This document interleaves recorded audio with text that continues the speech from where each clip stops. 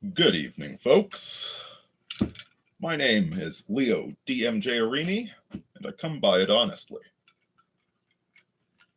Welcome to the Nostalgia Stream. Got a handful of things I want to talk about tonight, but the inspiration for the contextual format of it being a nostalgia stream is Hyperborean Knowledge, who I've grown quite fond to this guy's channel. Been pretty much listening to him anytime I'm driving. And he kind of alternates between doing particularized esoteric schizo vids and just general reflective nostalgia vids. And I guess part of the reason I want to do a nostalgia vid was because from what he's saying, so he's right smack dab in the middle of the millennials. So I think he's about 32, something like that. And he's apparently gotten a lot of shit from Gen X guys, which I share his view that it's the duty of older generations, older men, to be guides, not to be given a lot of guff to the kids. Do you have any idea how many garden hoses I had to drink out of?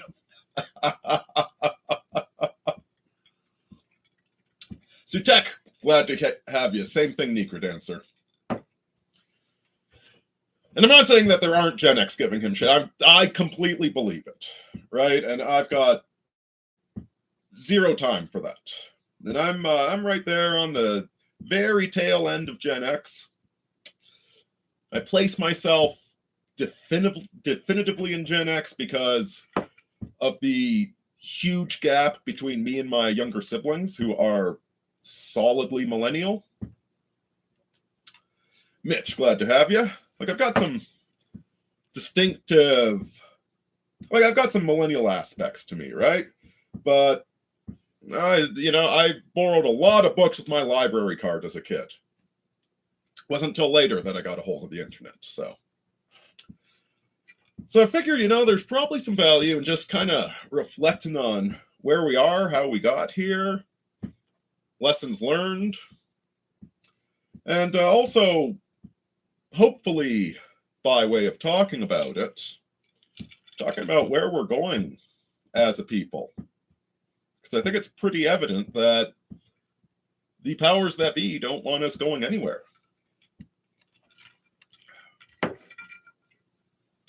And finally, I might talk a little bit about some recent, I'm going to talk about why I don't like drama, but it's drama in the red pill sphere.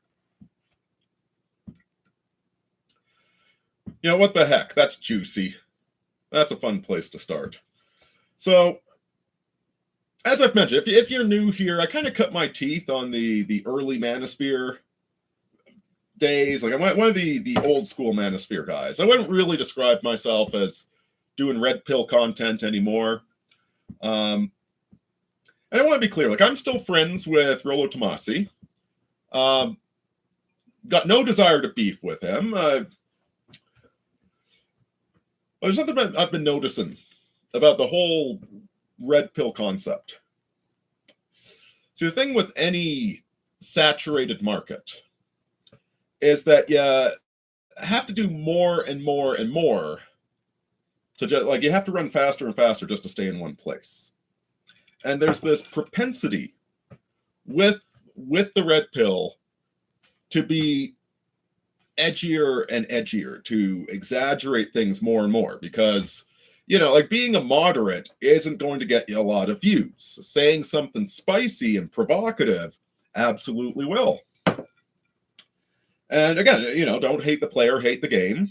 This isn't me trying to pick a bone with anybody or claim that I haven't been provocative to generate views. I absolutely have. But the issue I kind of have with it is that it does start to go into it's easier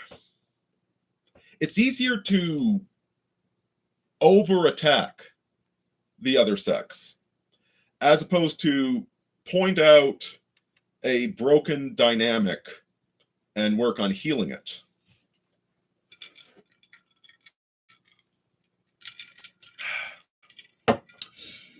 So I listened to that Brittany Venti video that came out, which was 85 to 95% just a catfight between her and Pearly Things.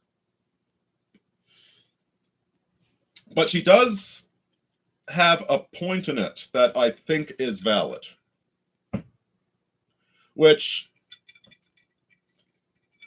is probably the sort of thing that should have been said in private, not in public. I think most of the video was just mean-spirited. Like I said, it's just catfight. She's making valid points, but she's making the valid points to dunk on Pearly Things. So even if they're true, you know, maybe you didn't need to say them that way. Now, the one true point that I think she's on to something with this, and hey, if Pearly Things hears this, I'm not dunking on her, and maybe it's totally wrong. But I've always got the sense that there's, you know, animus is actually the perfect word for this, isn't it? There's a little bit too much animus in Pearly Things' attacks on feminism.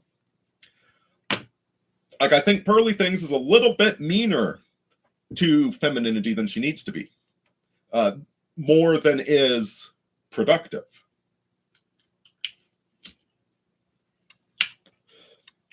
And so Venti was suggesting that when Pearly Things says she's mid, which, I mean, I guess fair enough. Like, 90% of us are mid, quite frankly. Starving Vampires, good to have you. Venti suggested that when Pearly Things said she was mid, and allegedly Pearly Things was a bit overweight, and when she was younger. And so if you're of moderate attractiveness and you're kind of overweight in high school, ask me how I know, it can really affect your self-esteem. And so Venti was suggesting there might be some, see, a feminist would call it internalized misogyny, which I guess is technically correct, but it just, there's a whole can of worms connected to that. So I don't like using that term. But that Pearly Things did have some internalized lack of self-worth. That might be a better way of putting it. Which is what drives her to attack the female game, because she's not good at playing the female game. And I don't think that's healthy either. I mean, any more than these feminist males that constantly attack masculinity.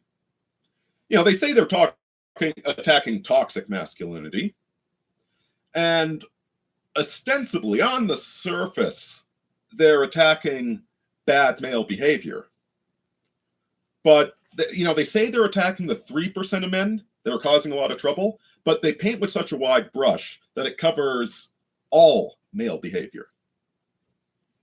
I think there might be something to that. There's so much extremism in the current red pill movement. There's so much edginess that I think it often goes to a place that isn't healthy. On the converse, however, is Andrew Wilson. I know, Andrew Wilson the moderate. Which I actually wouldn't have anything to say about Andrew Wilson, except that I've been, every so often, I'm in the mood to see what's happening on the poll board. Sometimes not for a few months, but I've been on poll a bunch the past few days. And at any given time, there are 3 to 4 threads denouncing Andrew Wilson, which is very interesting. He's pissed somebody off. He's pissed off somebody with control of a bot army. And so I've been watching these threads. And, well, if you missed it, Andrew Wilson was debating a feminist who she could not form a single coherent argument. Now, granted, Andrew's my age, this girl was in her mid-20s. You know, not really a fair fight. But this girl did sign up for the fight. And here she is, she's defending Islam, she's defending Maoism, she's defending all the worst things on the planet, while blaming all the evil in the world on traditional Christianity, which is beyond absurd. And so they're having this debate, and point by point, Andrew's demanding that she justify any of this, and she can't. She has no idea what the hell she's talking about. And so eventually she resorts to insulting Andrew's wife.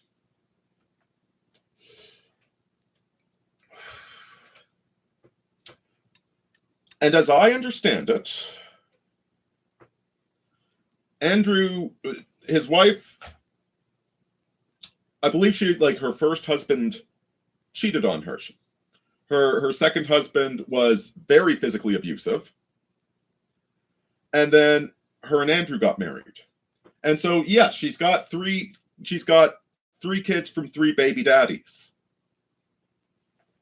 But every single marriage, she's only been with the 3 guys.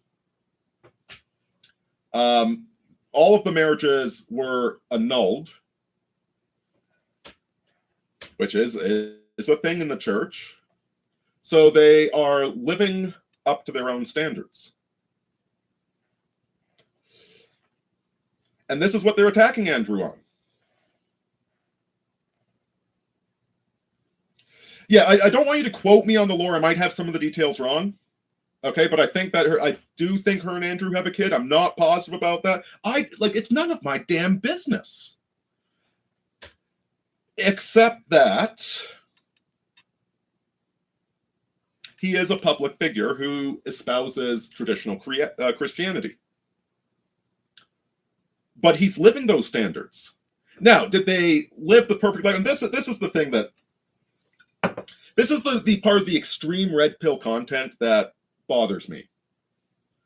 You know, this is like the Andrew Tate, you have to be a double alpha Chad, looks maxing with 3 18-year-old wives.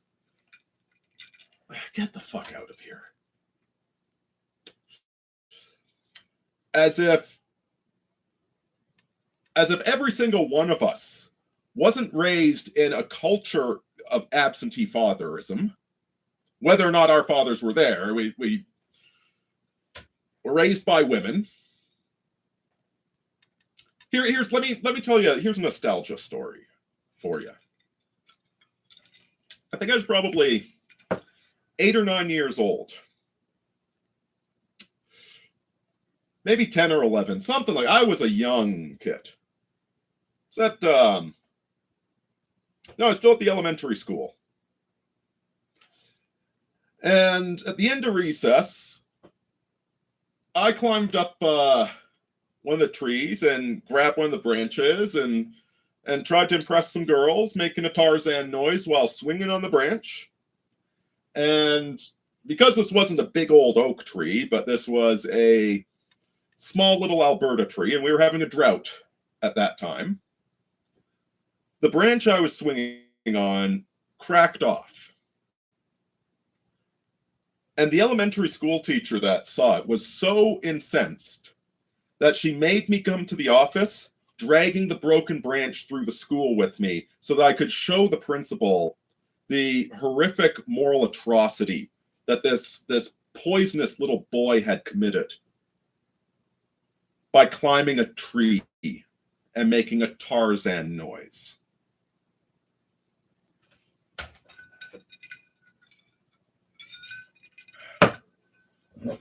And the schools were just full of teachers like that. This was the norm as a kid.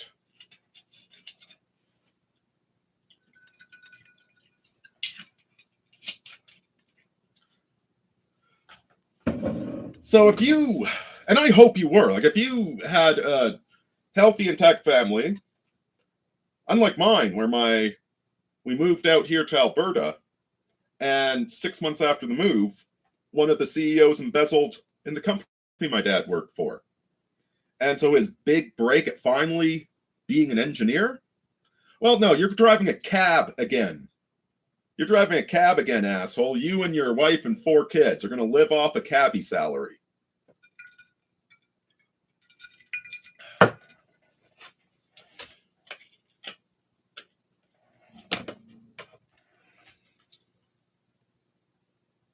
So, like, go show me the person that had such a perfect frickin' childhood, that didn't watch garbage like Captain Planet, that told them that humans are evil upon the earth. Like, show me the woman that actually had proper parental guidance that completely steered her away from all the predatory men.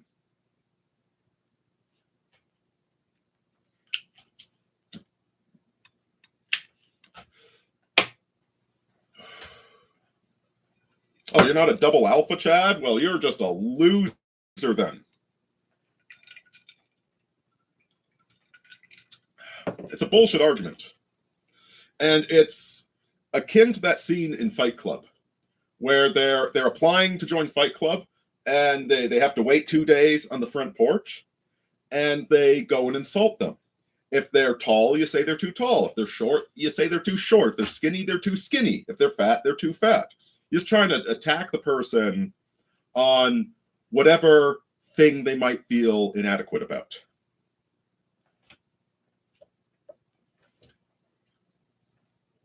And that's this Andrew Wilson bullshit. It's exacerbated because somebody, I have no idea whom.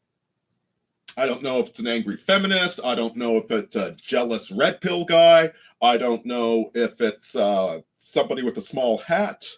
I have no idea who is behind this campaign, but there's a very, very active campaign to smear Andrew Wilson by spreading malicious gossip about his marital life.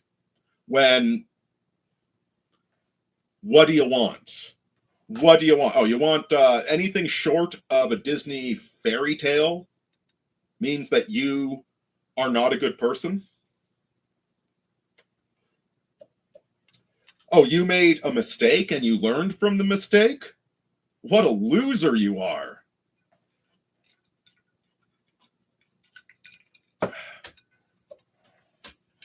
So yeah, I guess I just wanted to cover that, to defend Andrew Wilson. Not that he can't defend himself, but I just absolutely deplore malicious gossip. Andrew's not pretending to be anything he ain't, from what I can tell. And I'm not even necessarily the biggest fan of the Whatever podcast. There is a very strong pipeline. The Whatever podcast to OnlyFans sub line. There's a reason all those girls go on the podcast. But, Andrew's doing what he's doing. He's providing entertainment at the end of the day. Same thing that I'm doing. And are either of us perfect? No. But it's what it is. Let's not shit on the guy.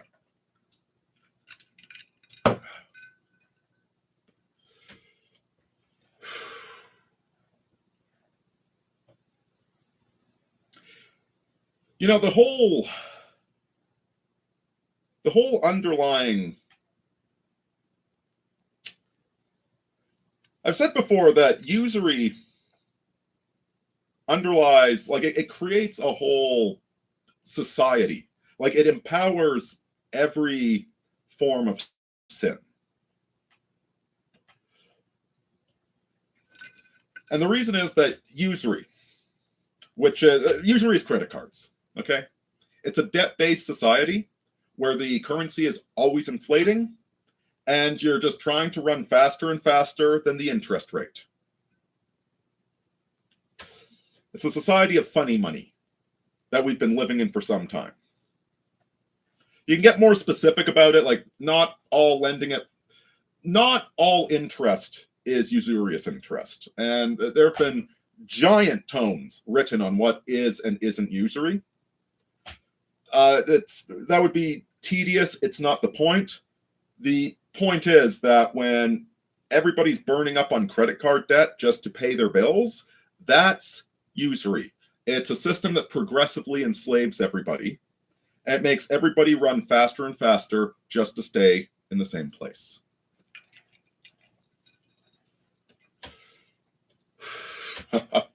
Whatever happened to Brittany?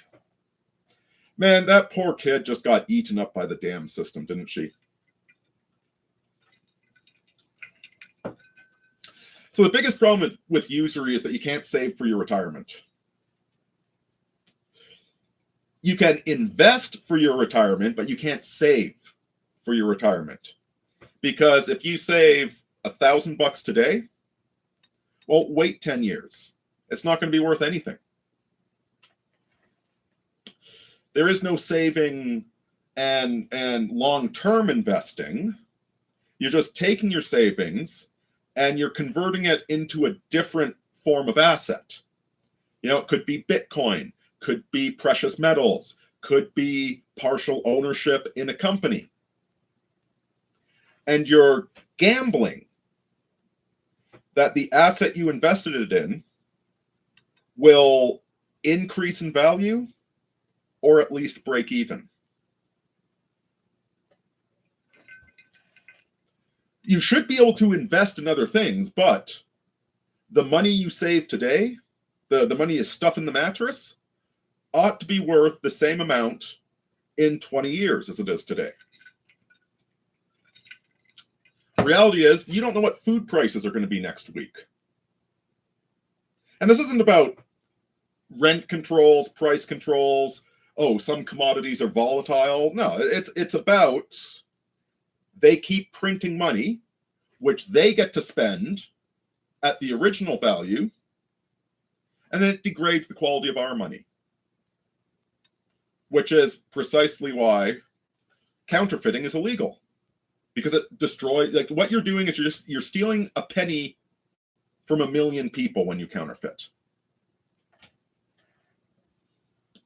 You're still stealing, what is that, $10,000?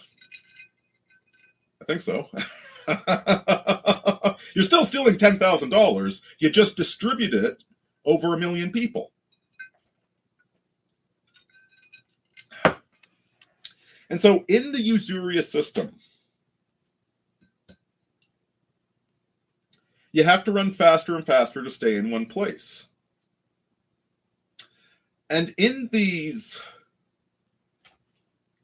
deregulated markets, you know, I saw this, somebody posted this meme where it was like a woman gathering herbs. And the meme was something like, they called it witchcraft so that because organized medicine wanted to take the herbs and put them in a pill and sell it on a prescription. And it's completely true. It's completely true. One of the supplements I take is NMN, and there's people that want to make it prescription only. Because recent studies have shown it actually has a whole bunch of anti-aging effects. So now they want to make it prescription only because it's competing with their health drugs. Absolutely true. But the meme tried to make it up like a gender war thing. Like the evil patriarchy was trying to call women witches so that they could steal money from the witches. When it's no, this is the stable free market, like the free market that is protected by establishment law, versus the cartel creating a narco-tyranny. Prophet Zombie God says, Kundalini is pretty good for youthfulness and health. Tons of that. Right? And what they want to do, the medical cartel wants to turn you into a permanent client. I used to work for, I used to sell cars for a living. And 30% of the profit, all right, 10% of the profit is selling the damn car. In fact, they don't even make money on the damn car. They break even on the car. 30% of the profit is off of the financing, and 70% of it is off, or 60, I guess, if I'm going to do my math correctly, is off of the repairs. So they don't want people walking into their shop and buying a car with cash. They're not interested in that. That does absolutely nothing for them. They want you to buy the car on credit because, you know, like if you just sold cars for cash, you'd have good months and you'd have lean months. It'd just be a roller coaster all the time. Whereas once you sell 100 cars at $250 bi-weekly, you've got like a base level operation going on. This is why all the auto manufacturers have established their own credit companies. And they'll usually give better credit than the banks because for them, it establishes a baseline of income for every dealership. It just makes things nice and easy so you can do payroll on time. And then your mechanic shop, which because you're using certified manufacturer parts, which are twice the price of the generic ones that are identical, and because you have a certified mechanic, you charge twice as much.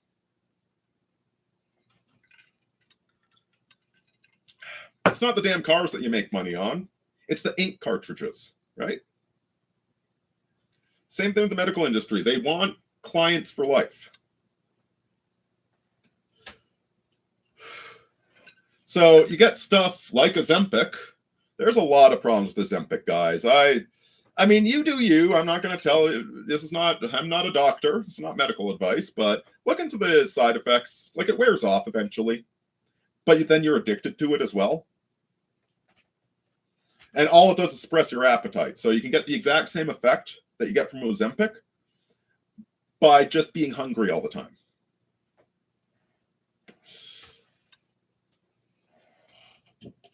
They want a client for life. What do you think the whole damn trans movement is all about? Right? It's not about the $40,000 surgery. That part's nice. But it's about the permanent customer that needs to buy hormones every week just to feel normal. See, Prophet Zombie God says, I sold mobile homes for a while. Same sales bull there. Felt like a snake, so I started doing construction again. Rather my hands and back hurt than my heart. See, I never scammed anybody into a car. Like I did talk people into spending more than they planned to. I was a great salesman. And I genuinely did feel good about what I did. Because like I'd have customers that, like basically I talked this guy from a Mazda 3 into a Mazda 6, which is almost 25% more. But he also felt like a king every time he drove the damn thing, right? And he'd come visit me and say hi, and we'd hang out for a bit anytime he brought in for an oil change. So, listen, you want to do the smart thing, catch the bus, right? If you're going to buy a car that makes you happy. Don't spend more than you can afford. But if you're going to go out and buy a car, well, new cars suck from everything I hear, but that's a whole other can of worms. Yeah, they want to turn everything into subscription service. I hate it. That's not right. Yeah, cars are kind of ridiculous. They are very ridiculous. But I like ridiculous things. I like beautiful things. Right? Like, you don't need to have an inscription on your sword. But why wouldn't you? So I never felt bad about any of the sales I made. Maybe one. There's this one guy, his wife bought a car, then he needed to buy a car, and they bought way too much car for themselves. But he went out of his way to do that. You know, it's like you don't have to be a pusher to have an addict, do you? But yeah, I feel you, man. I feel you.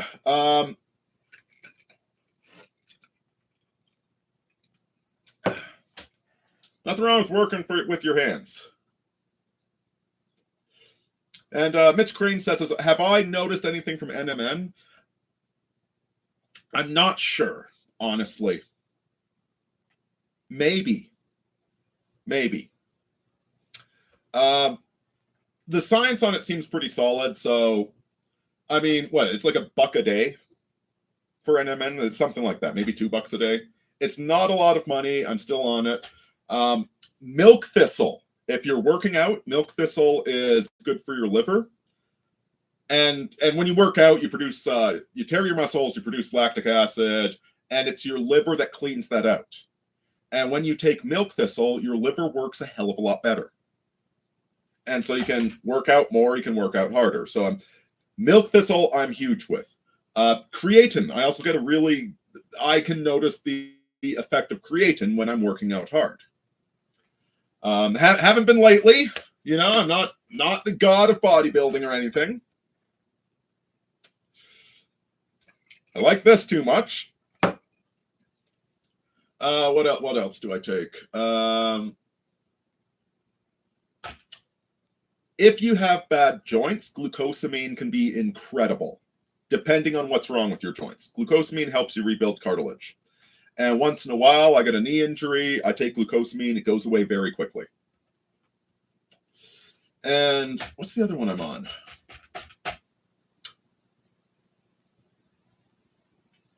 And think about looking into that, I don't know, they're talking about it's in chocolate, but most of it gets destroyed in the chocolate making process. I'm going to try that one. L-arginine is amazing, but I haven't looked into what the side effects are. I don't know that there are any side effects. It's a amino acid. And certainly when I'm working, I take L-arginine. I usually put 1 scoop into a bottle of water and I drink it over the day. If I drink a whole bunch at once, I start wanting to do backflips. It's sold as a pre-workout, but it's not like caffeine pre-workout where you just get extremely hyper. It's more like you just get energetic. So L-arginine is amazing. Mike, glad to have you.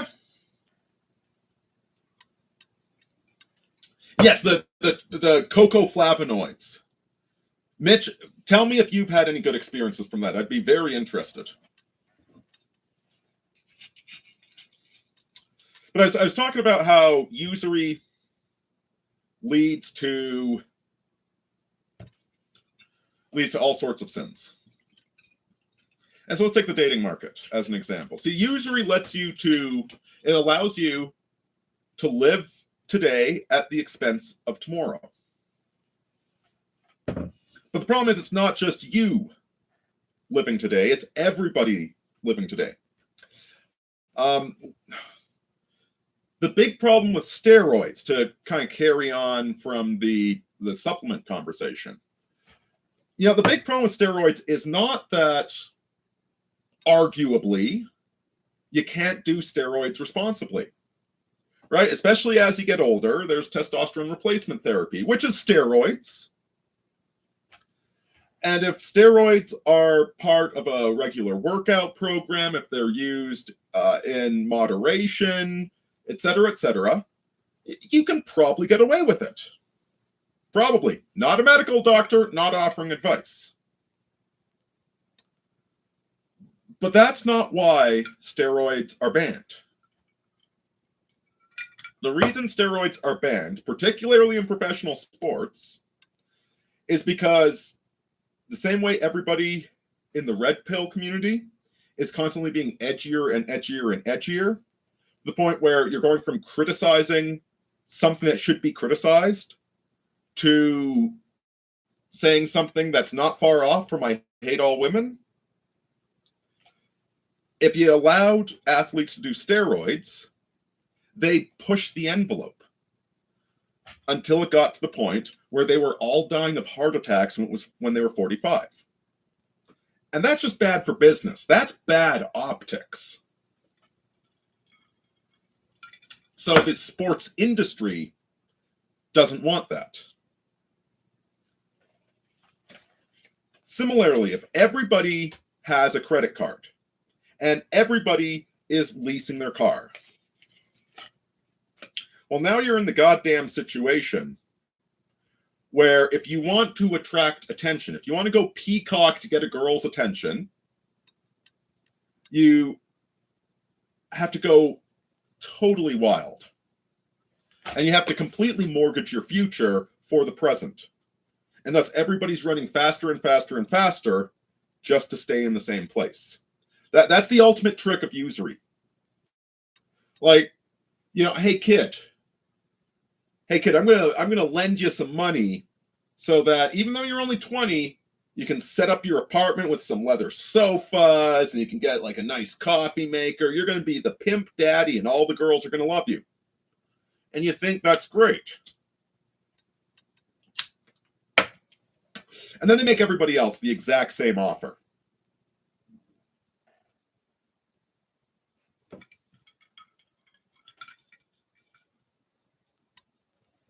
Did that generator just turn off? I think the generator just turned off. Folks, give me 1 second. I just want to make sure the generator's off.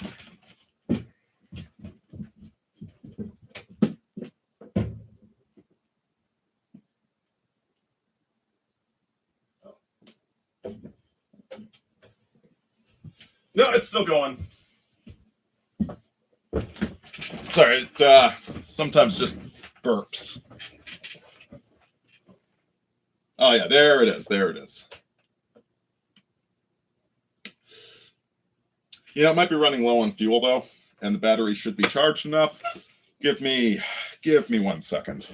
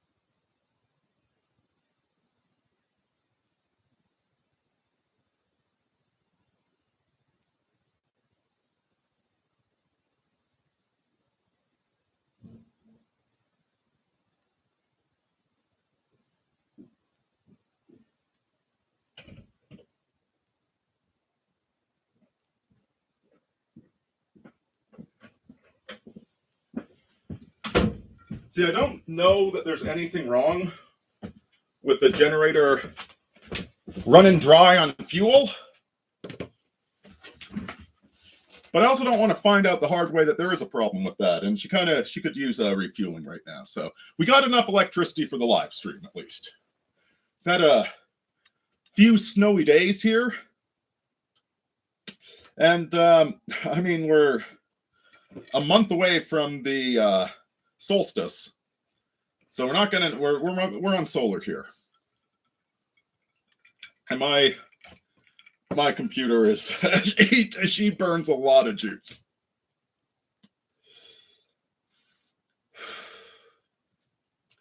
So yeah, so many of the problems we see in the dating market are that credit has empowered short-term flash over long-term stability. It's altered the entire market. So the whole market is short-term flash over long-term stability. You know, one of the things I think about a lot, there's a content creator called The Spoony One, and I used to really enjoy his content. And now he had a bit of a breakdown. He kind of turned into an asshole, but I mean, like, I ain't his judge, man. Life is hard. And one of the things about The Spoony One is that he originally went to college for software engineering or coding or some sort of computer job. And the moment he graduated, they moved all the damn jobs to India. And the reason they moved all the damn jobs to India is because all the companies are living the exact same lifestyle of credit card to pay for the present. How am I going to pay it off in the future? I don't know. We'll figure it out when we get there. And so it's kind of, to simplify things, the dating market is a lot like your competition is a guy that's bankrupting himself with credit card debt to have a cool car and the best clothes and go to the best bars, etc., etc. And if you're not doing the same, you're priced out of the market. You know, the other beer company is bending over backwards to get access to that cheap BlackRock money. And if you don't do the same, you're going to go out of business. This is why every single company is going to have a intro lecture about their dedication to sustainability. They have to do it to get access to the credit to run their damn business because everybody else has access to credit.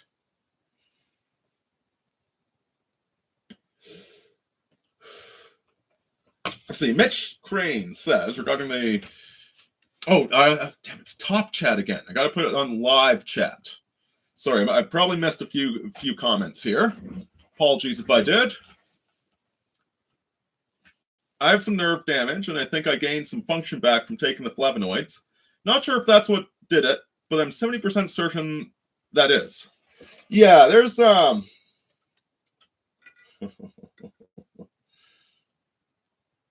I'm gonna say there's a weight loss drug that operates by murdering you. They took off the market because too many people died from it. And I'm pretty sure taking that got rid of like half of my gray hairs. I've had a few of the hairs start going white, and I took that for a few weeks, and I think it forced my body to like reboot.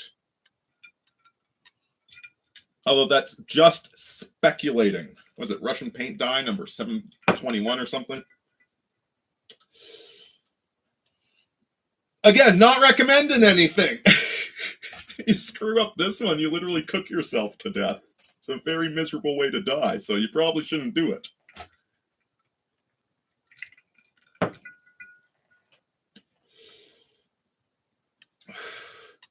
Mike says the only way forward, I think, is working on finding niche markets. Yes. If you want to go into business, no way you're going to compete against the big boys. No, you got to... It's really hard to say what the hell is going to be useful.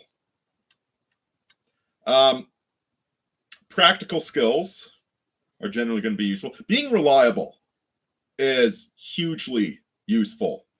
My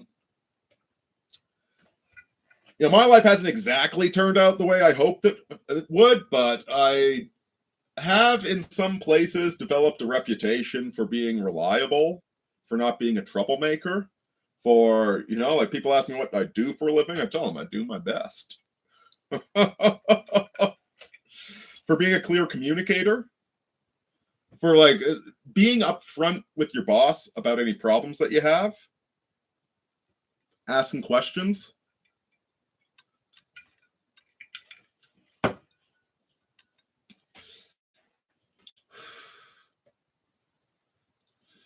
I really want to get into 3D printing. Sorry, what's JT220? You're discussing ESG regarding the access of cheap money by following the sustainability rules. Well, see, what they are is they're fake sustainability rules.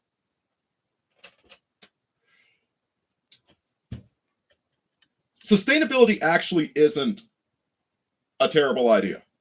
In fact, I think sustainability is probably going to be the way of the future. We are running out of cheap resources. The evil bastards that run the world are not completely wrong. Like when Yuval Harari talks about the useless eaters, he's not totally wrong. I have read that. I've just read articles on this. I don't know how true it is. So take this with a huge helping of salt. But I've read that I've read that AI is actually finally coming online, and a lot of people are losing their jobs. Mostly Karens. Mostly women in HR which is a whole cyclic thing. Yeah, I mean, the whole idea, you give these girls really high-paid positions, then they don't need no man, and then they can't find no man because they earn more money than all the men. And, like, as I put, like, women don't care what type of car you have, as long as it's more expensive than hers. And if they're making more money, and they get cheaper insurance, and they get better credit, and they, etc., then they have a nicer car than you. So they're out of your league now. Until they all get laid off, which I heard is happening. It will certainly stabilize the marriage market, which is a macro level trend. This is not a... Don't mistake macro and micro, okay? Your micro level life is too chaotic and unpredictable to worry about the macro level trends. The macro level trends are where we're going to be in 100 years, where our people are going to be in 100 years. They're not the micro level trend of, I know 3 girls, which one should I marry?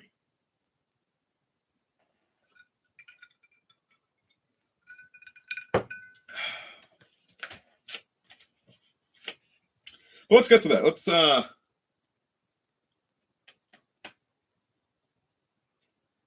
yeah, I was thinking about talking about my college experience, but I think I'm going to do a standalone video on my college experience and what I actually learned and why college isn't for you. I think I'm going to do that as a standalone video. It's a good story. And it's nice and self-contained. It's not rambling like a podcast. And I'm pretty sure that I have live chat on repeat, because if you're just listening to this, there's a really interesting conversation happening about 3D printing in the comments that please carry on, you gents. I'm going to leave it alone, though. I've got nothing. It's something I want to get into. It's not something I am into. You know, it's fully possible that the robots are going to replace construction work, too. That's fully possible. But even if they do, if you're part of an integrated community with neighbors that you know and trust, they might trade their eggs for some of your plumbing, as opposed to hire one of Elon Musk's robots.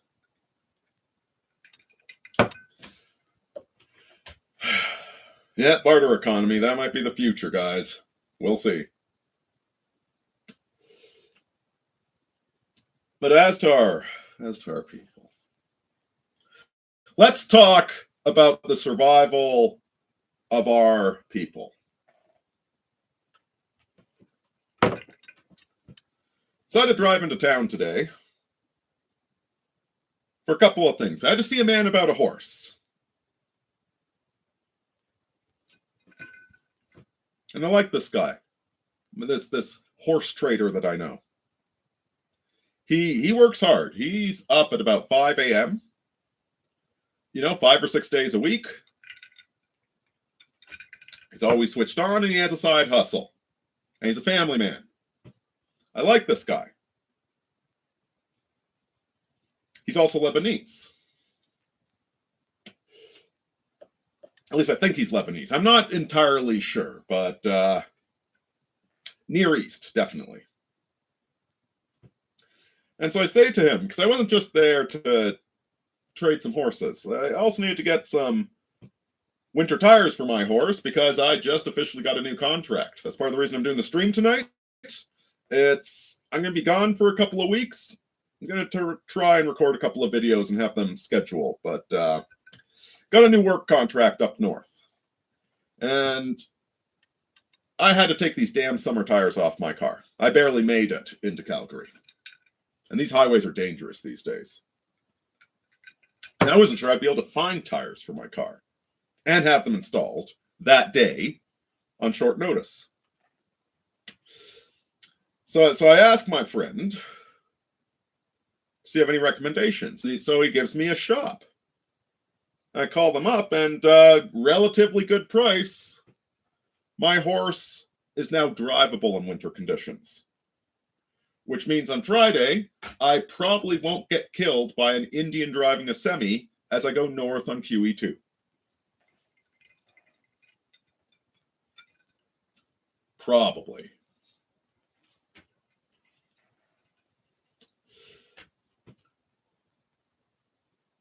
So I want to start this off from the right premise, that there are hardworking individuals in this country that are earning their fucking place here. However, as I'm sure most of you have heard, Canada has been absolutely inundated, especially by recent migrants from India that don't speak the language, that don't live up to our basic expectations. It's a problem. It's a problem. And it's a morally challenging problem.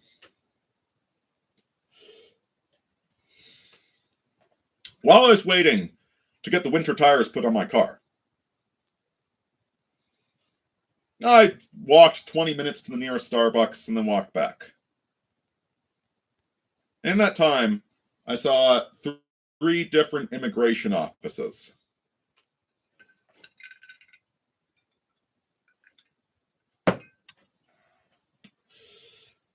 Now, Devin Stack black-pilled on Odyssey has a fantastic video really deep diving into this stuff. Devin Stack is frickin' solid. And the video is titled Patel Hotel. And it goes over the basic scam structure of the whole damn thing. So, first of all, these new migrants are usually given about $20,000 free dollars by our respective governments. And then they're offered another $80,000 in low-interest loans that we don't have access to because of the color of our skin.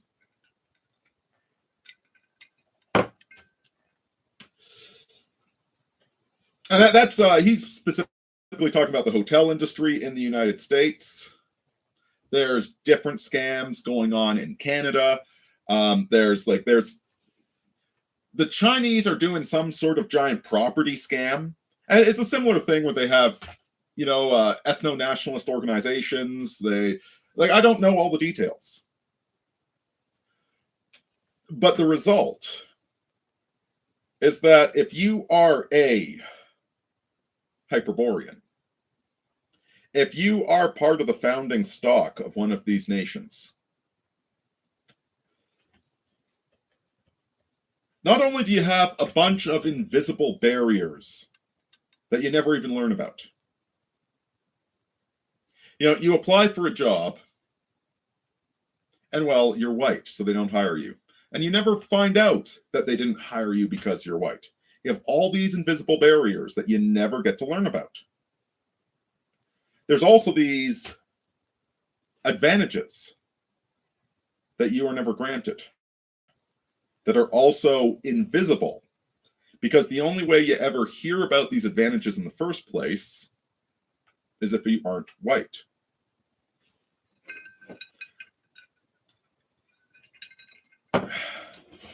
It used to be that Indians and Asians, etc., it used to be that they were very, well, maybe it's always been a scam, but let's be an open mind. A lot of the ones have been here for quite some time and really worked their asses off. I've known a lot of immigrants that genuinely work their asses off, we were getting the really good quality migrants.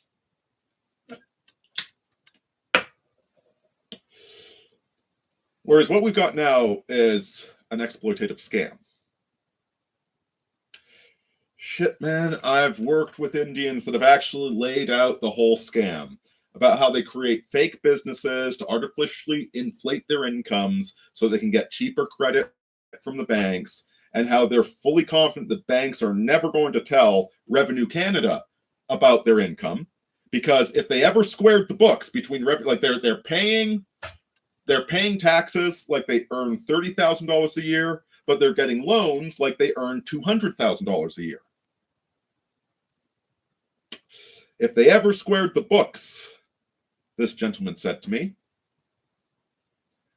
the banks would go bankrupt, so they're never going to do it. Maybe. Maybe.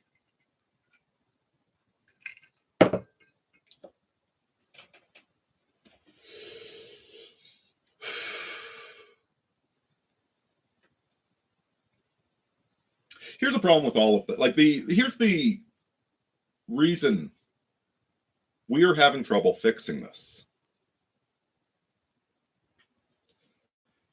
Is that our people, the Europeans, spent 2 millennia, at least, 1,500 years, 2 millennia, getting rid of all the scumbags in our genome, all the shitty, selfish genes. We got rid of those. We got rid of the murderers. We got rid of the exploiters. We spent 1,500 years giving the death penalty to anybody that was a sneaky male. And as a result,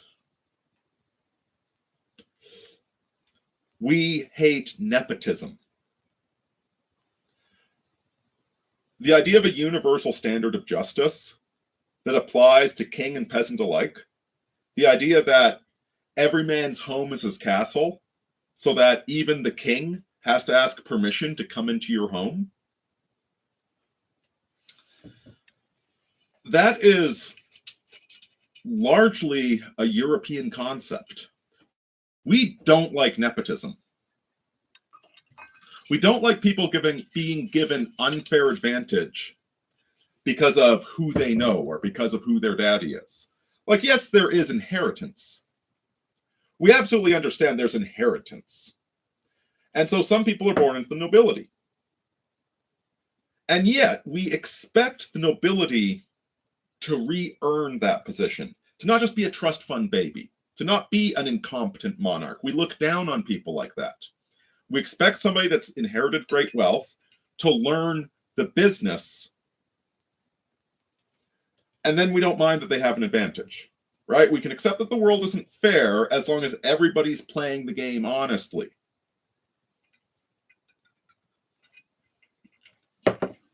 That really is a uniquely European idea. And the argument goes something like, I think this argument is true. I think there's a lot of truth to it. Maybe I'm naive, maybe I'm wrong. But the argument is that the wave of non-European immigrants that initially came over the past few decades have largely been people that wanted to live in a meritocracy, that actually understood that idea, and they were disgusted by the bucket full of crabs in the land that they came from.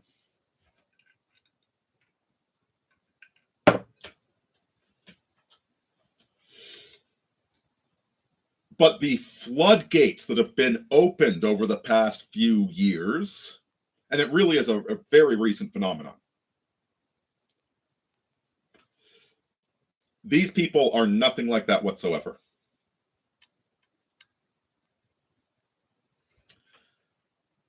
These people are completely out for themselves. But here's the problem.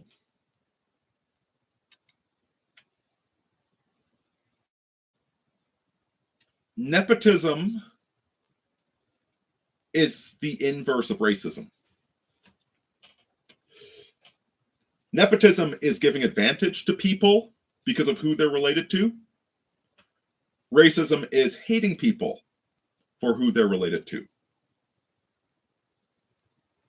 And because we absolutely can't stand nepotism, white people also can't stand racism. It's very ugly. The same way that, like, imagine bowing and scraping to some kid just because he got a trust fund. Imagine suckholing to him because his dad's the boss when he's a piece of trash. We hate that. And so the sort of person that hates others because of the color of their skin is just as contemptible to us as the person that suckholes to somebody because they might get a promotion out of it.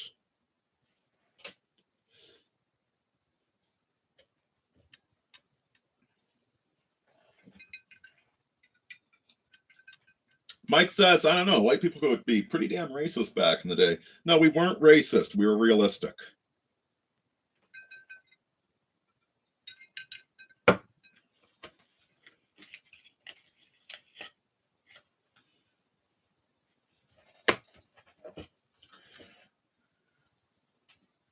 Or maybe the coupling I'm pointing towards is not innate. See, what's happened? The sort of person, there's an equivalence between when I'm pointing out that there is the Patel Hotel phenomenon, that there's this massive ethno-nationalist organization that only benefits Indians and breaks tons of laws that you and I couldn't get away with breaking. If I spoke to somebody about that at first blush, they'd say, oh, you're just envious. Stop being envious. Like, count your blessings and get to work, asshole. Stop looking for a free ride just because you're white.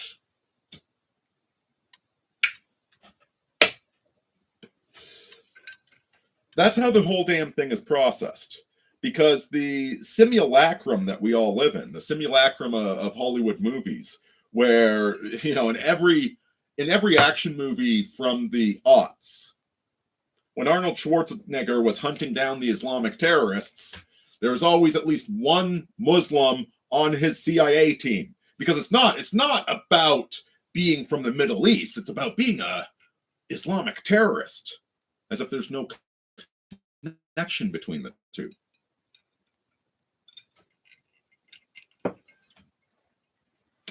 Because the barriers that we face are invisible. Like, you don't know why you didn't get hired from the job.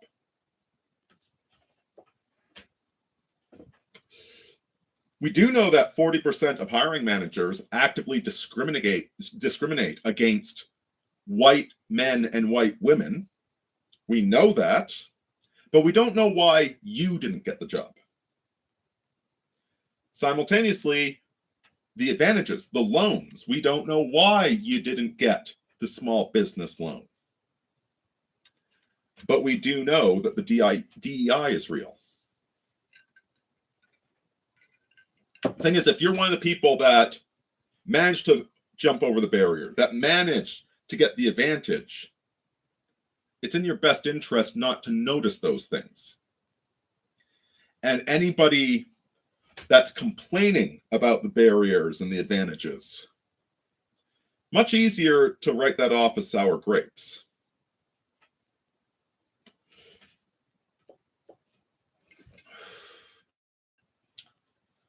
But these things have a ratchet effect. Bit by bit being priced out of the market.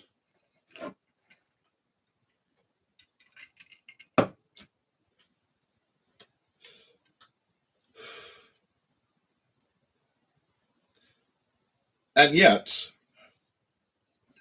we will be held morally accountable for all the evil that we do to innocent people.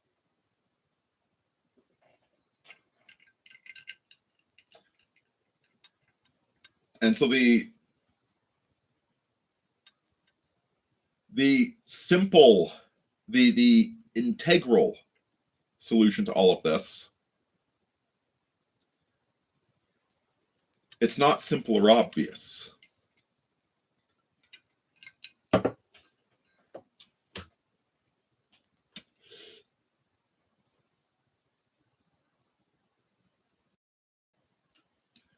The last thing we want to do is create the karmatic equivalent of a Hatfield and McCoy situation,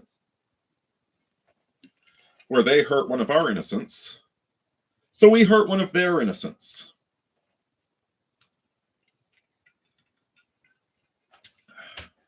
This is not the same thing as saying we should be passive and never defend ourselves.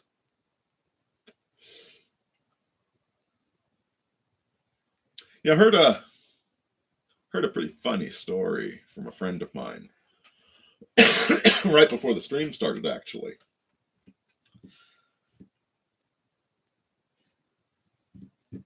Because I was talking to him about being in Browntown today. It's a whole new neighborhood, just built up over the past 5 years in Calgary, almost entirely populated by new arrivals, who can all get home loans that I don't qualify for. Ha ha!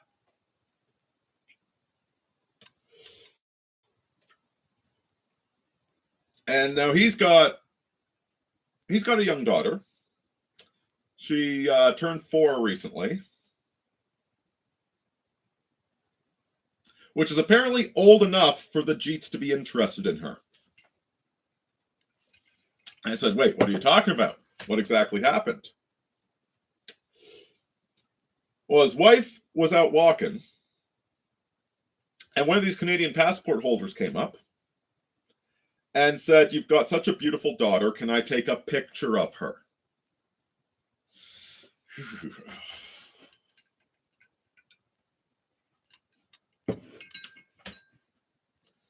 And I replied to him saying, "Wow, the most civilized of cheats. He asked permission." To which my buddy pointed out, "No, I think he was digging for something more." And he's correct there. He's correct. So here's a dark art, which there's no danger in me telling you about this dark art, because if you're the sort of person to use the dark arts,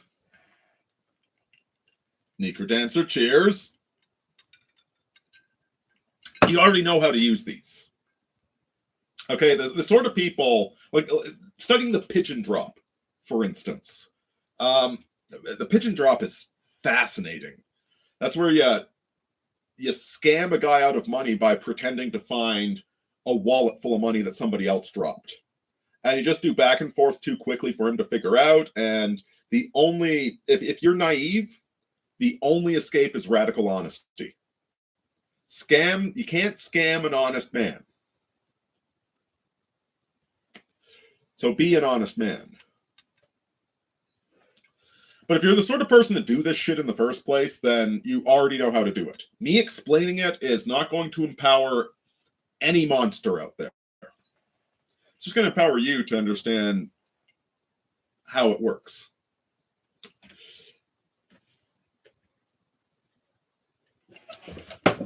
So, if you want to get a girl into prostitution or into pornography,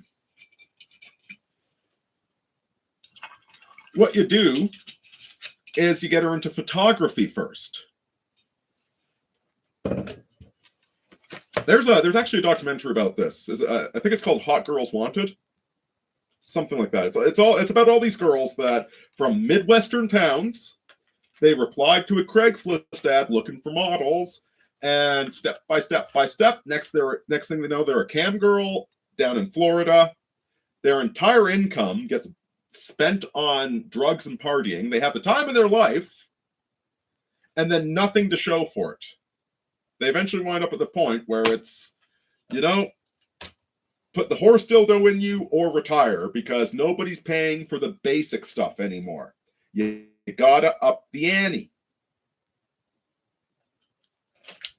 Well, let's slow this down. Let's imagine it's you or me acting like a total psychopath and manipulating a girl into this.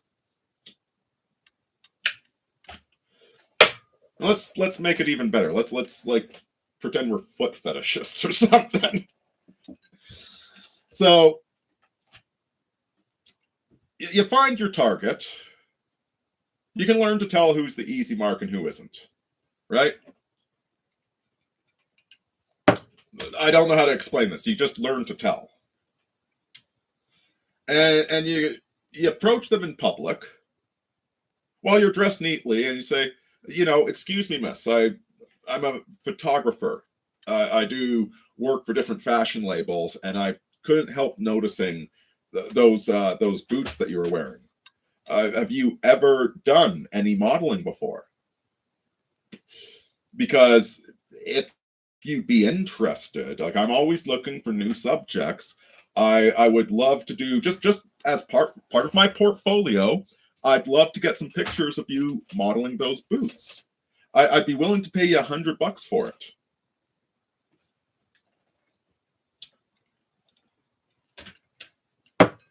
Nine out of 10 will say, fuck off, creep. And 1 out of 10,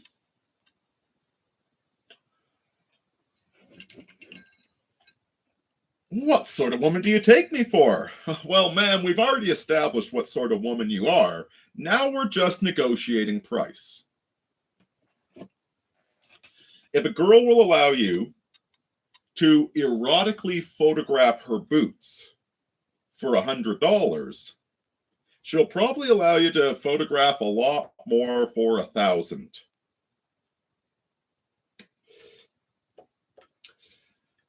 And so, yes, probably a Brahmin. Yes, like this was the skilled guy.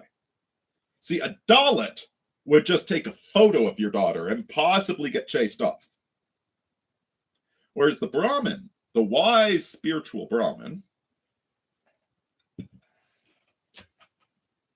by asking, oh, your daughter is beautiful, can I take a photograph of her?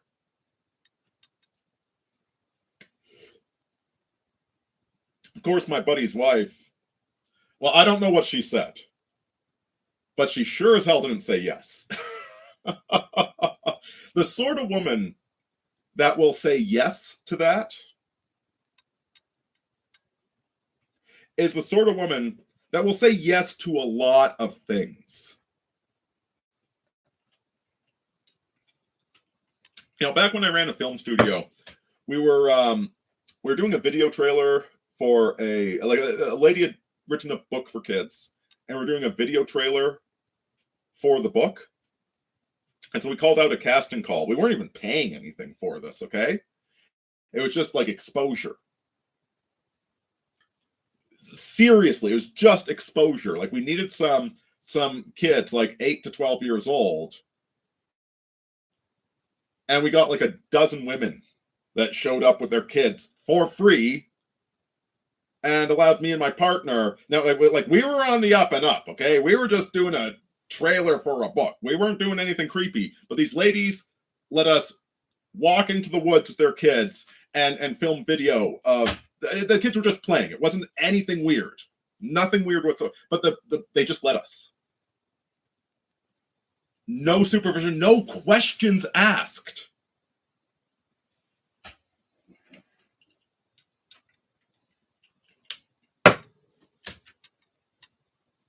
It's that freaking easy with some people.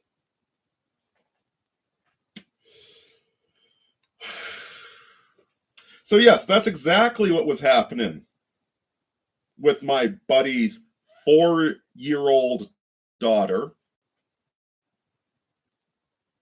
Not 14, not 12, 4. Oh, your daughter's beautiful. Can I take a picture of her?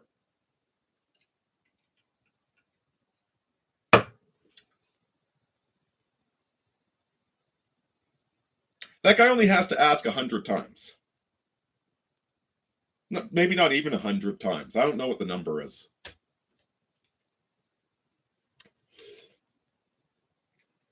And you know, it's not even that.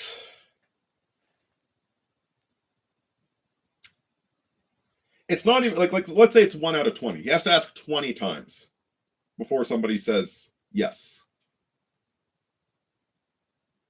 It's not that that 20th mother was actively thinking, oh yeah, I'm totally down with something like this happening. It's called grooming.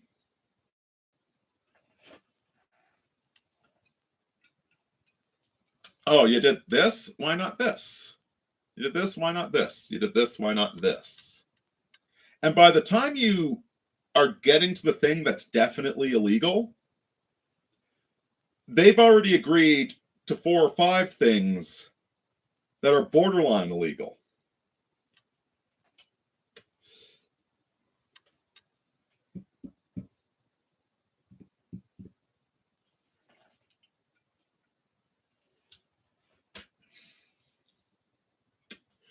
This is why the saying goes that the law only works for an honest people.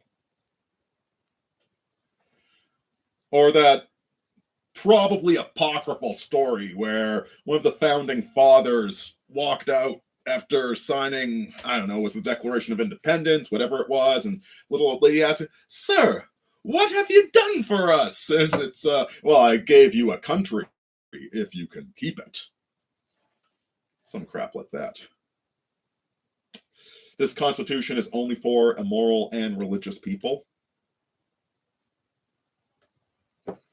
That's why. That's why there's grooming gangs running absolutely rampant in Britain right now. And probably Canada. You see, in Canada, we've got some major privacy laws that prevent courts from reporting on criminal proceedings. Like, it's literally illegal for the cops to even tell reporters things. In most cases. So, you know, in Canadian newspaper, you'll read, like, down the street from me, back when I lived in Calgary, there was 2 people shot dead, 1 taken into custody. And I never found out what happened. They never reported on it. Because of privacy laws.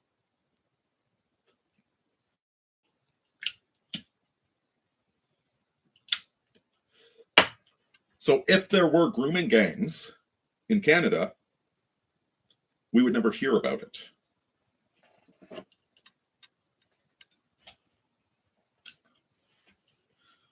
Laws only work when people are innately law-abiding. When they innately reject the radical self-interest, which is so typical in the third world. The moment people start getting a little bit flexible about things, the whole house of cards falls down. And that's kind of what's happened to our societies at this point.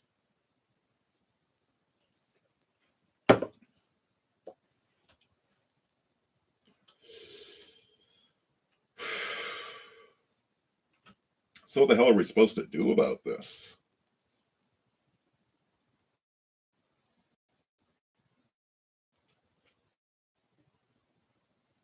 Like, if you were in Britain right now, what the hell would you do about the grooming gangs? Would you join the police department? Would you homeschool? Would you only allow your daughter to have an Android phone instead of an Apple? And that's like, there aren't any easy solutions.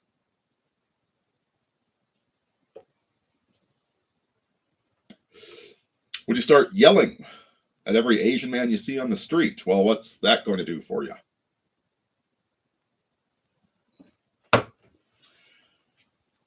But we must find a solution. Down the road, there may be a Reconquista. Damn well hope there's a Reconquista.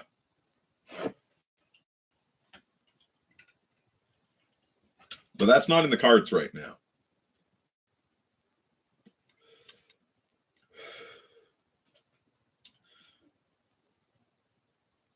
What we can do is start building our own communities. Uh-oh, it just asked me to verify that it's really me. Did I say something it didn't like?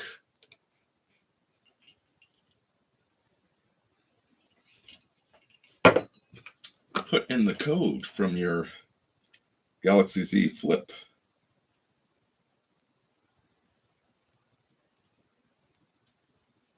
Oh, wait, is that it there?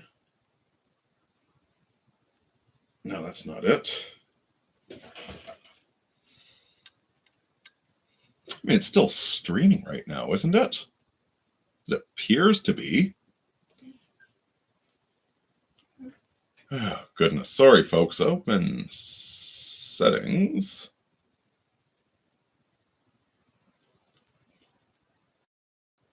Manage your Google account.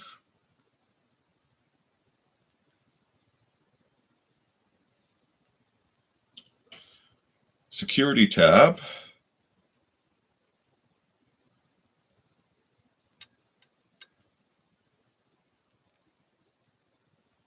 No.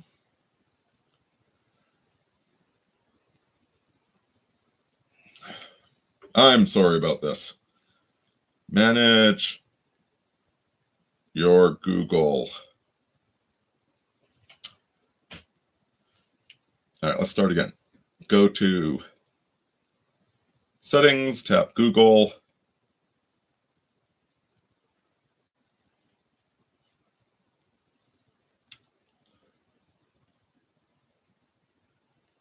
All services.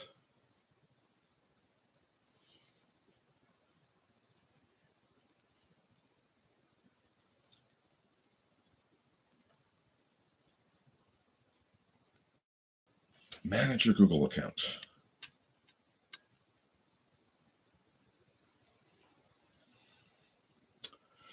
By the way, there's a link down below to my link tree in case I get banned for discussing grooming gangs.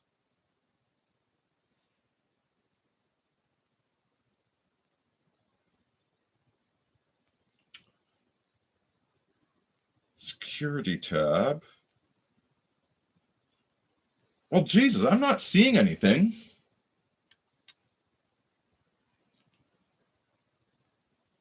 Security and sign in. Oh, get a one-time security. There we go. Okay, let's try this.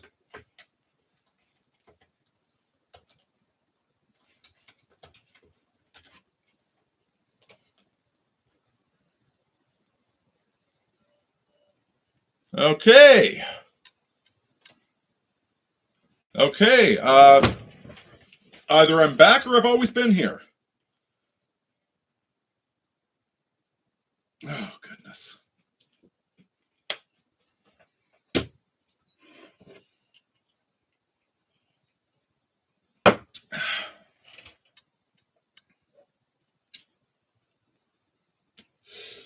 Let's say the worst, Mitch asks.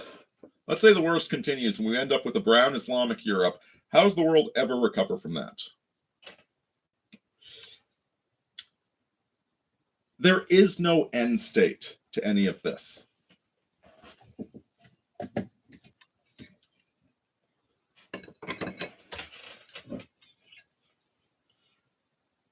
The tides shift. The seasons change. Things move.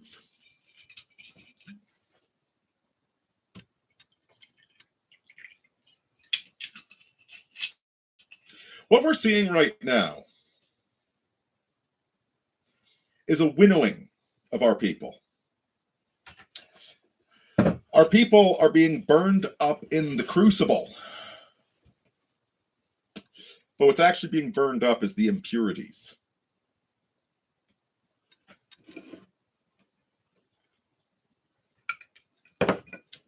the Hammer Forge of Time is taking those who have oikophobia.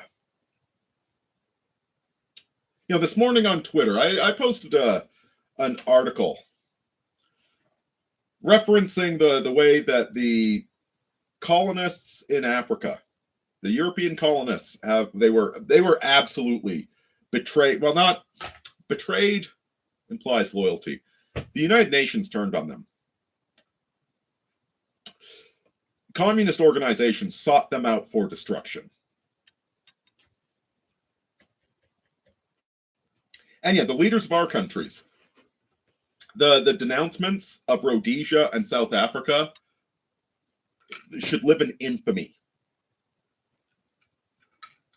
In many ways, what we are suffering in Canada right now, we completely deserve for how the South Africans were demonized and denounced by our political leaders, and how many Canadians went along with it. Oh, you want to denounce those people? Enjoy Infinity Indians, Canada. The wages of sin are death.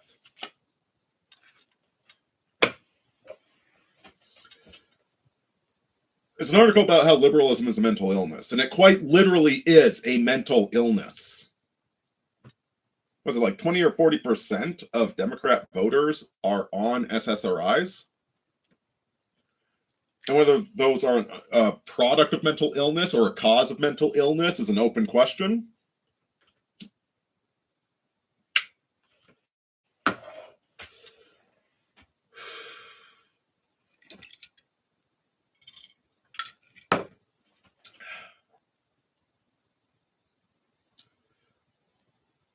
We are not all going quiet, are we? We are learning very, very valuable lessons.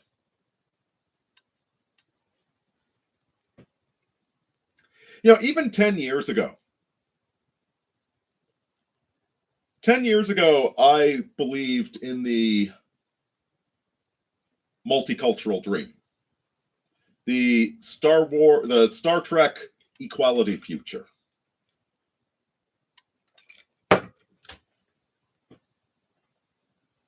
I mean, it was a very diminished form of it by 10 years ago that I believed in.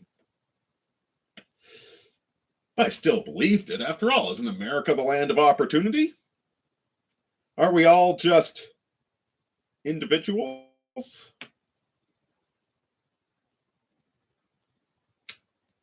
No, it turns out that the line between genotype and phenotype, it's not really so clear where that line is. Genotypes create phenotypes. Genes create environments. And environments create the conditions for more genes. That is the natural way of things. The exception is the parasite, where it hijacks the genotype to create a phenotype that creates the genotype of the parasite,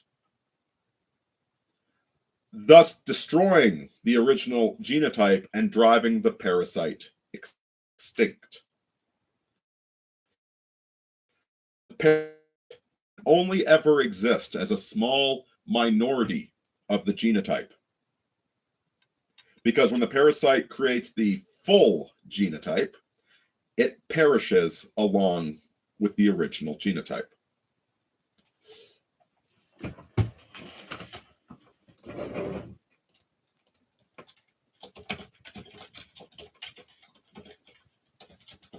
There's a book.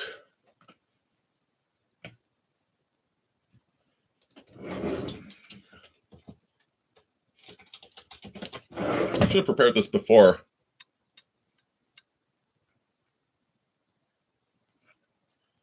No, Google's not going to give me a straight answer. Oh.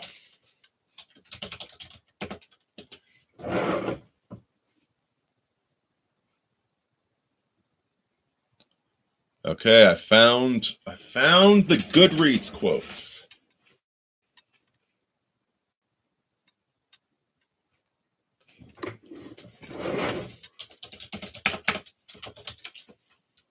Should have prepared this before the live stream, but it's a long day.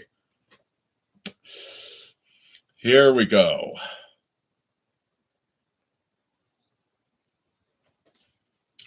Now I have to find it on the page.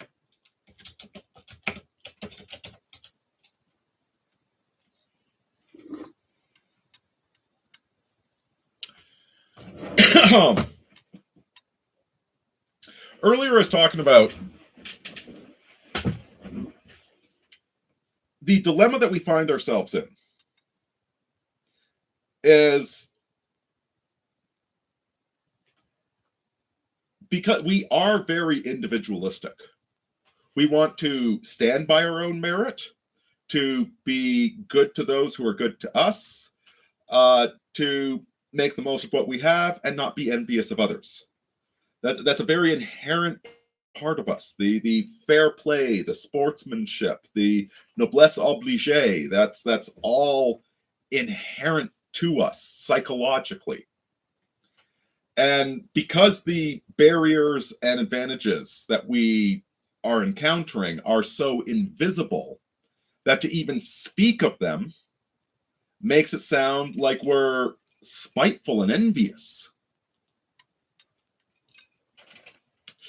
Creating this dilemma that to even speak of the problem makes us sound like bad people to ourselves.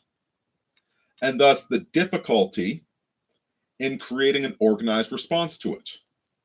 It's a parasite that has numbed the injection point so that we don't feel any pain.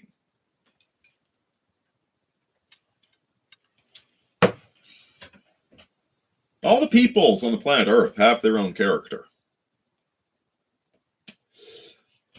And that includes us. We've got a particular character. And solutions that work on paper, but that don't work with our character, those are not solutions. And so what is our character? This is a quote from the book You Gentiles, which was, I believe, was written in the 1930s or 40s, something like that. And it's one of the most honest books ever written. It's a book I really appreciate.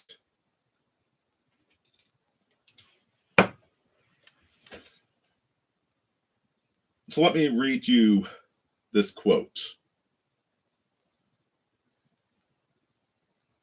To you, Gentile, life is a game and a gallant adventure, and all life's enterprises partake of the spirit of the adventurous.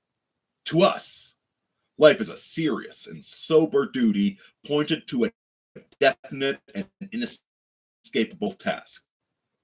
Your relations to gods and men spring from the joy and rhythm of the temporary comradeship or enmity of the spirit.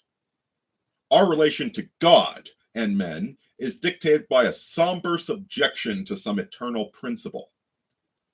Your way of life, your moralities and codes, are the rules of a game, none the less severe or exacting for that, but not inspired by a sense of fundamental purposefulness. Our way of life, our morality and code, do not refer to temporary rules which govern a temporary and trivial pastime. They are inspired by a belief, a true belief, a belief which reaches below assertion into instinctive reaction in the eternal quality of human endeavor. To you, morality is the right thing. For us, morality is right.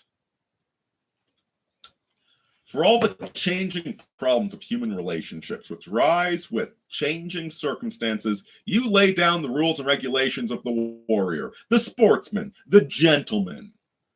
We refer all problems seriously to eternal law.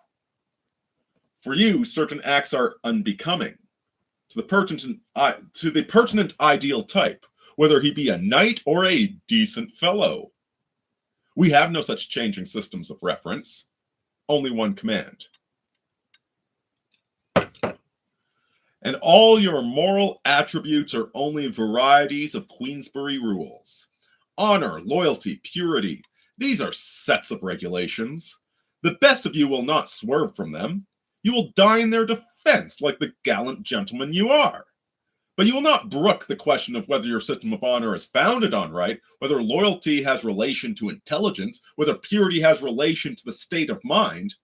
Honor means but one thing, to do the honorable thing, whether it be honor in dueling, honor among thieves, honor of women. Loyalty means the quality of being loyal independent of right or wrong. Purity means the chastity of the body, or the denial of desire as such is related to the game, not to God.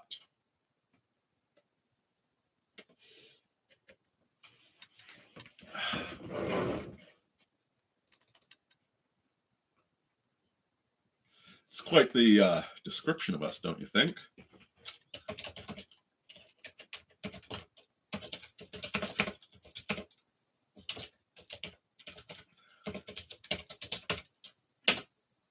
Very accurate description of us, even if it doesn't quite like us. Let me read you a very similar quote from one of our own,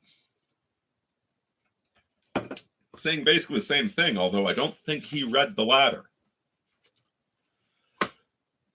A human being, a Hyperborean, should be able to change a diaper, plan an invasion, butcher a hog, con a ship, design a building, write a sonnet, balance accounts, build a wall, set a bone, comfort the dying, take orders, give orders, cooperate, act alone, solve equations, analyze a new problem, pitch manure, program a computer, cook a tasty meal, fight efficiently, and die gallantly.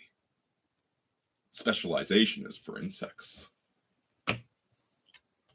Robert Heinlein.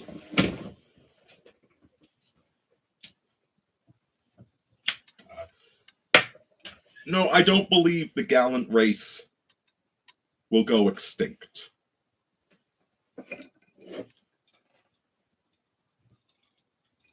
I believe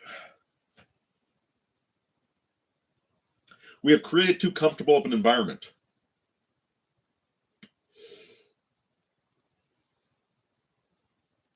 Hyperborean knowledge said something that really rang a bell with me. And it reminded me of The Grand Inquisitor by Dostoevsky, where the Grand Inquisitor explained to Christ that we have built this great gilded cage for man. We don't need your freedom.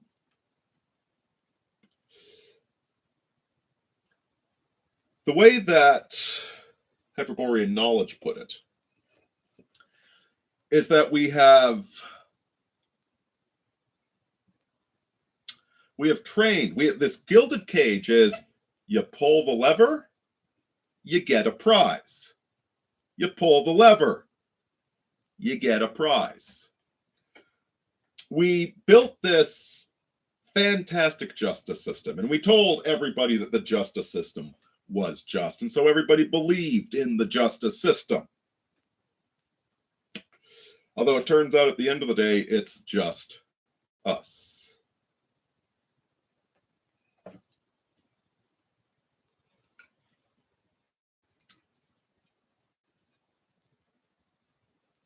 Western man, you're right, everything is a game. We are gallant and ridiculous. I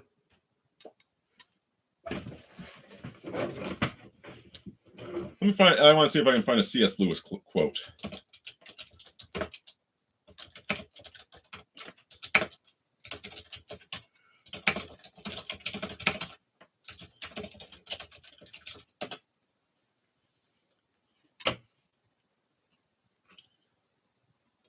Let me add quote to the search.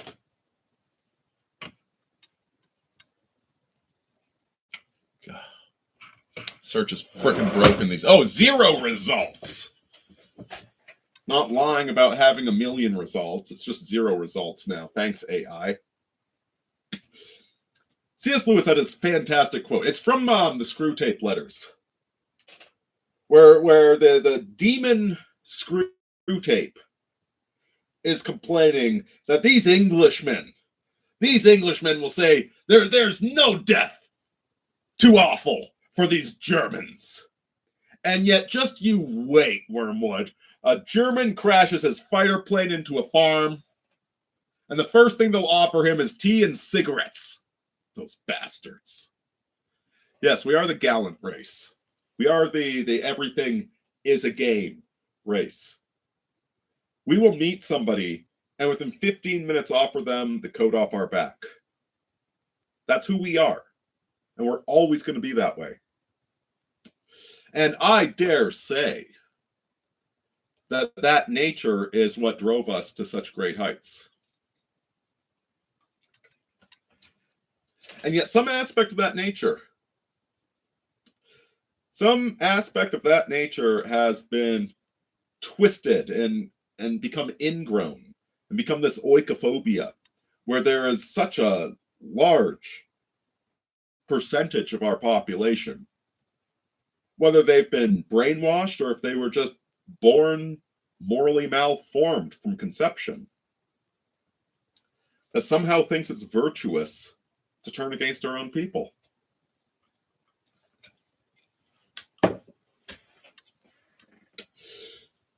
That portion is being destroyed in the Crucible.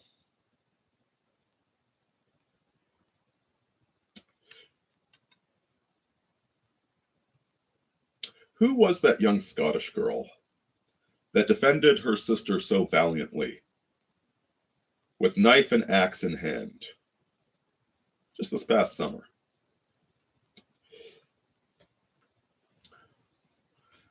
We have heard these endless horror stories of girls being exploited by these foreigners that our governments brought to our lands.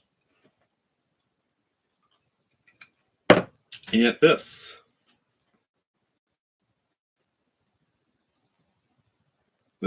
poor, scared young girl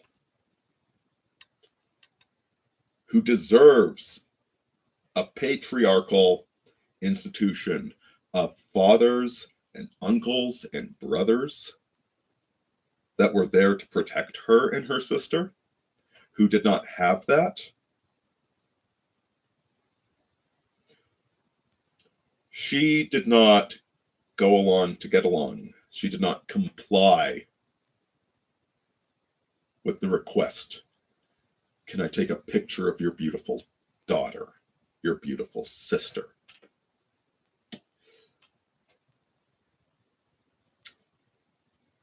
This young girl drew steel.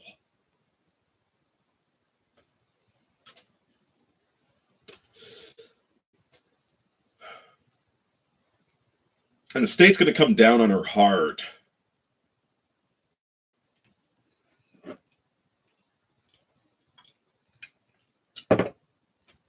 Which is actually very foolish on their behalf, because coming down on her, coming down on the truckers in Ottawa,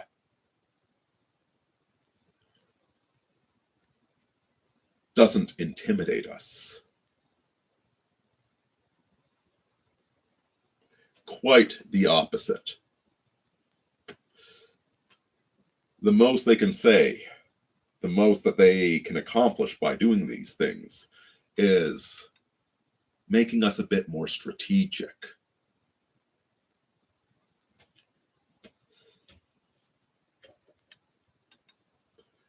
Some young, innocent, harmless, vulnerable young girls get swept up in it. They go along to get along, and they wind up in the mouth of hell.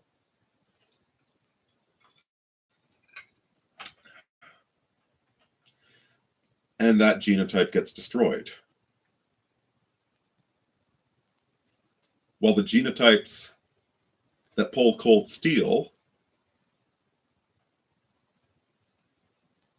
maybe not all of us, but at least some of us propagate, don't we?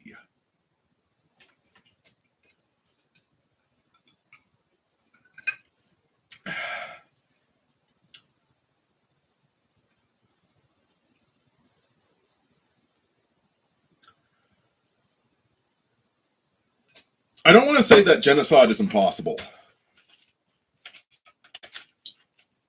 Nothing's impossible, and you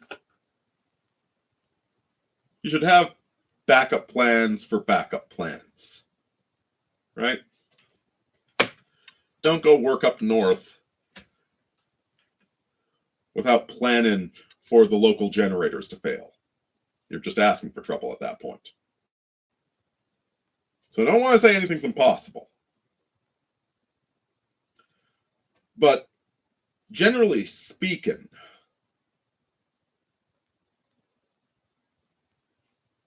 $10,000 years ago, you wanted to genocide somebody? Well, you only had like 100 people that you needed to kill.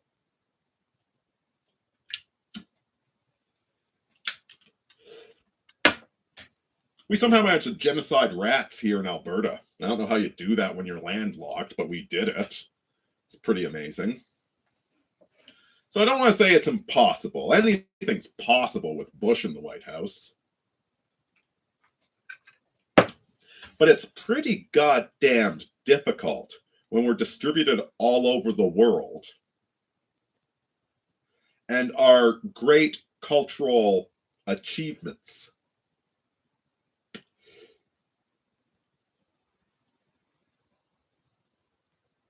be it All Quiet on the Western Front, be it 200 Years Together, be it Star Wars, be it the Mabinogion. They are printed in innumerate number, and they're available widely. No, you're not getting rid of us.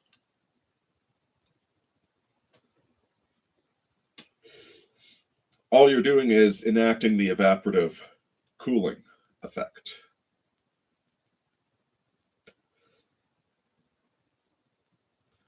Harder, faster, stronger, kinder.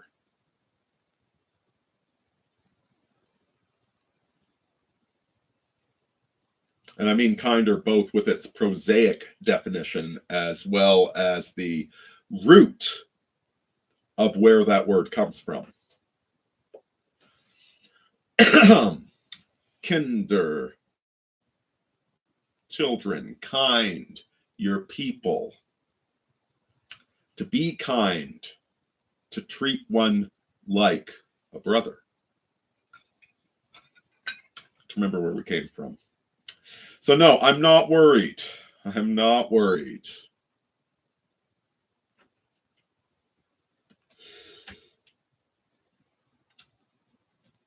I believe the plan is doomed from the start. Is there a way to stop the Kalergi plan? I believe it's doomed from the start.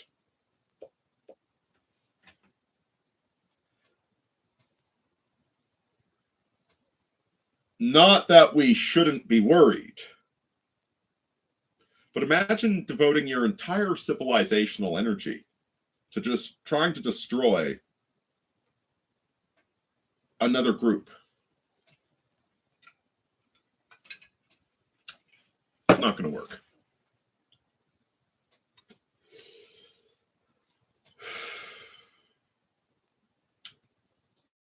Don't claim to have all the answers, but those of us with that playful fire in our hearts, we're not going anywhere. Keep grinding. Keep your cold steel at hand. And don't negotiate. Don't negotiate with bad sportsmanship.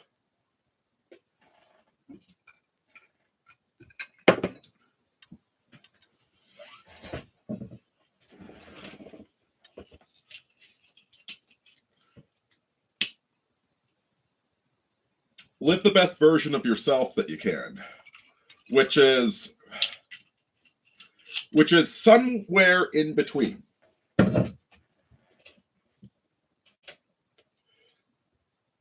You know, you've got all this red pill wisdom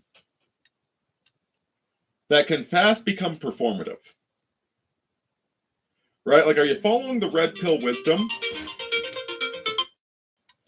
Are you following it because it's wise? Or are you following it to try and impress red pill gods?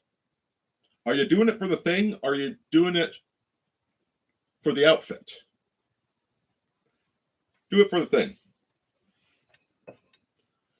Don't just marry the first Janie Rottencrotch that comes along.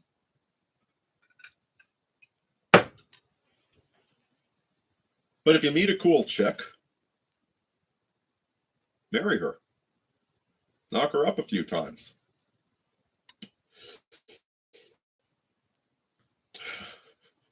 Don't knock up the girl with borderline personality disorder who's on 5 different types of medications. But if you meet a chick that's cool, knock her up. See where it goes. Live your life. Get your hands dirty. Grind. Live valiantly.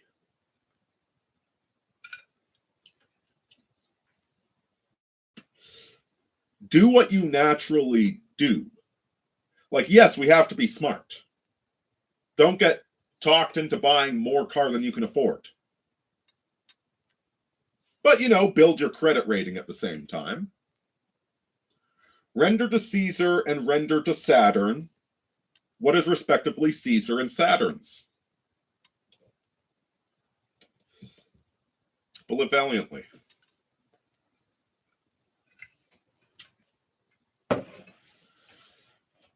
And unless there's any more comments, I think I've just about run out of things to say. I do appreciate all the comments.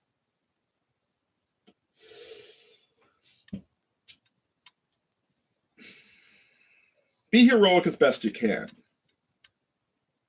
Be what you are.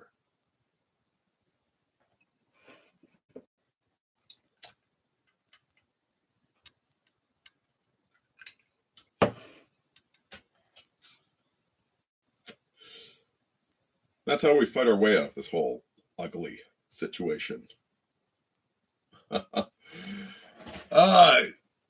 Geki do Incubus. Gekido Incubus. Thanks for the chat, man. Well, guys, thanks for listening. Hope it was a good stream. I'm going to try and get a couple of videos pre-recorded the next couple of weeks at least. I have no idea what I'm doing. I have no idea how long it lasts, but like maybe 2 weeks. And it's somewhere up north. But hell, at least I got a paycheck coming in, right? Carpe futurum, teni traditum. Never stop fighting. And don't apologize for being passionate and playful. Aurini out.